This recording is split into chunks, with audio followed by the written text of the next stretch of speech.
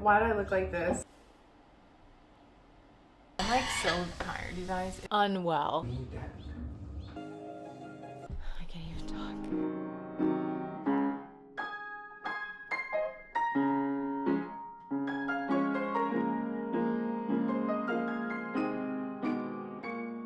Hello you guys, what is up? Welcome back to another video. It is Monday and it's 4:30-ish. I just got off of work. It was not a bad day at all. I cannot complain for a Monday, and considering that I've worked yesterday, I'm tired, whatever. I saw my first forceps assisted vaginal delivery today. Operative vaginal deliveries, there can be a vacuum or forceps, and you just never really see forceps anymore. I wasn't a scheduled labor and delivery resident today. I was on float yet again, just floating around, doing emergency department consults, handling the GYN patients that are admitted in the hospital. If the floor is crazy or, you know, I don't have anything to do, then I can help out on labor and delivery.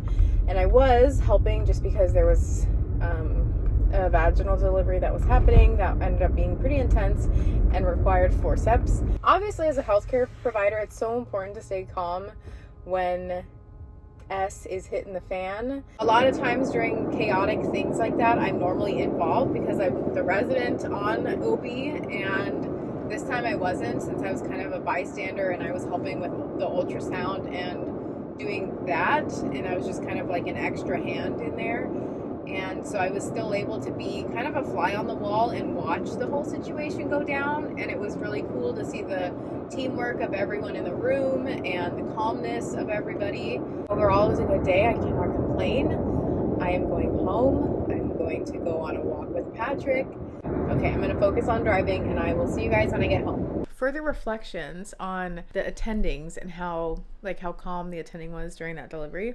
It's a really cool dynamic between residents and attendings when stuff happens like that, like when there's really chaotic moments, or I don't know, when the residents need backup and we don't have enough experience to do certain things, and so we're not comfortable with doing them, or the attending needs to step in. It is so comforting to know that the attending is there for those reasons, and it's like your parent superhero coming in to save the day, and you just feel so reassured by that. And it's really important that you find a program in residency that has a very supportive dynamic like that, where you feel okay and supported and comforted knowing that your attendings are right there to save you, because there are programs that are toxic and some residents may not feel that way, but luckily I do at my program, and it's really nice. We're very fortunate to have a really family-like team, I guess. So yes, anyways, that's enough of my ranting. I'm home.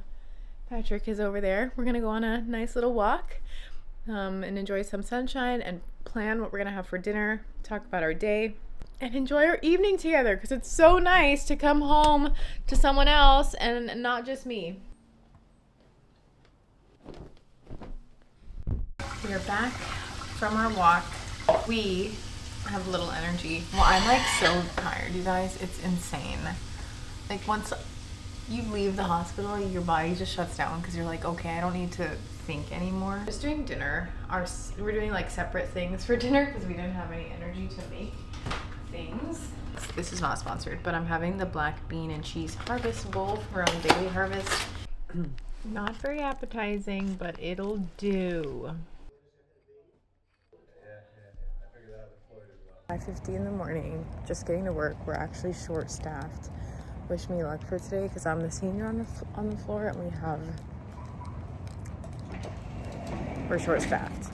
Y'all, you guys, I am unwell. Like, I feel like I've said I'm unwell this week, but I am unwell. We hardly had coverage today on labor and delivery. Normally, I can't even talk. Normally we have a senior resident on labor and delivery, and a senior resident meaning a third or fourth year. But today we didn't have one, so I was the senior resident manning the floor. And then since we have a first year on the floor, she's only a week or 2 weeks basically in to her residency, so like she's just not there yet, and we don't expect them to be at all. And there's a lot of things that are just simply not appropriate for them to do, like any of the C-sections yet. I know some programs will throw in their first year resident on day one doing a C-section, but our program does not do that because that's quite cruel. Also, just it's not safe, and I don't know, that's not good for the patient. You know, make sure that the resident is up to speed and comfortable with doing things before having them do stuff. So, and today was just not the day to like do a bunch of teaching because it was simply madness. We walked in right at 6 a.m. There's like pour tracings across the whole board. There's a TOLAC on the floor, so trial of labor after cesarean section. So someone who is trying to have vaginal delivery after having a C-section, they're a little bit more high risk on the floor. You know, a vaginal birth after cesarean is a huge success, but you know, there are times that it still results in another C-section. But we give people their fair shot if they want to try. It just makes it a little bit more chaotic and weird on the floor because you're like, I need to make sure there's always an OR open, in case we need to go back immediately for a C-section. But yeah, we had so many C-sections today, you guys. We had a little bit of help on the floor for the morning, but I was in C-sections, I felt like I don't even know. I can't remember how many I did today. On top of that, I did my M&M, my morbidity, I can't even think. M&M, morbidity and mortality. I think I mentioned it in last week's vlog. I did the presentation today and we asked, like, can we just not do this today because I'm the only person, like, senior resident on the floor, and there's only a first year now and a medical student there. And for me to be gone for an hour and a half to do a presentation while I'm the only senior on the floor, they were just like, just do the presentation. So I stepped away and I did it, and I did a good job. I got a lot of good feedback, and I really feel that I hit points at the end where, you know, going through the whole case and you're trying to figure out what we could improve on as a hospital or for patient care. A lot of the feedback was like, yeah, you're right. Like, there are some things that we can improve on here, and there's things that we need to think about and implement for future care. It was just crazy. Then I walked out and I went immediately into another C-section, and then I come back and I'm trying to help with a delivery, and the first years are doing the deliveries for the most part, and I'm there to step in if I need to, but otherwise I'm just kind of TAing the delivery, which feels weird to not be delivering and to just be guiding them through it. But it's really cool and it feels good.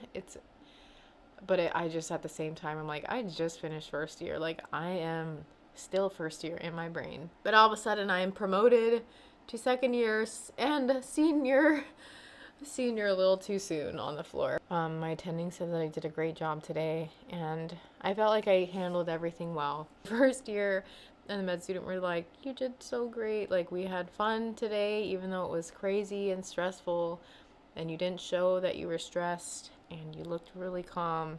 It was a crazy day.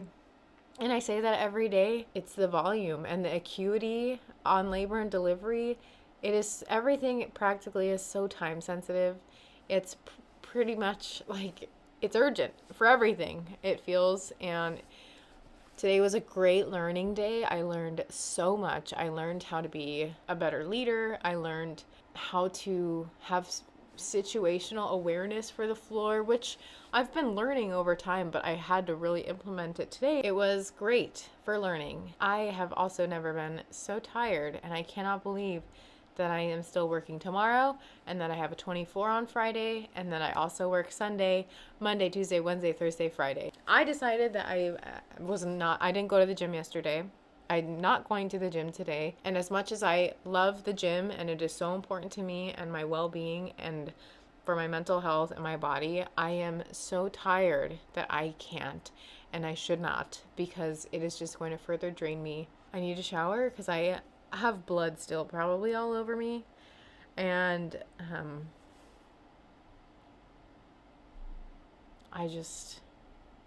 Patrick's here. Really gross. Ooh, I don't mind.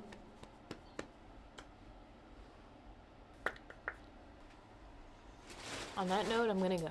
Such and I'll a talk to you crunchies. guys in a little bit. It's like a whole baby. It is like a whole baby. Bottom, top. Packed with chips. 23 servings of chips. Oh my.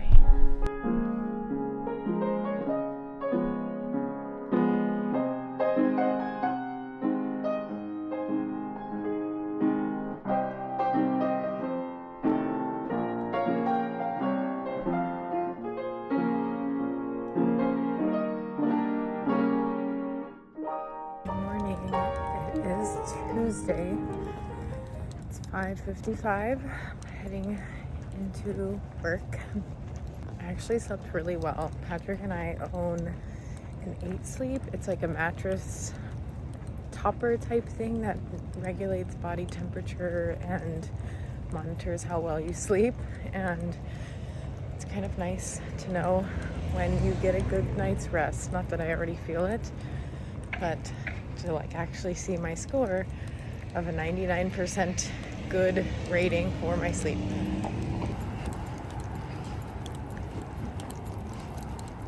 I'm on float this morning again.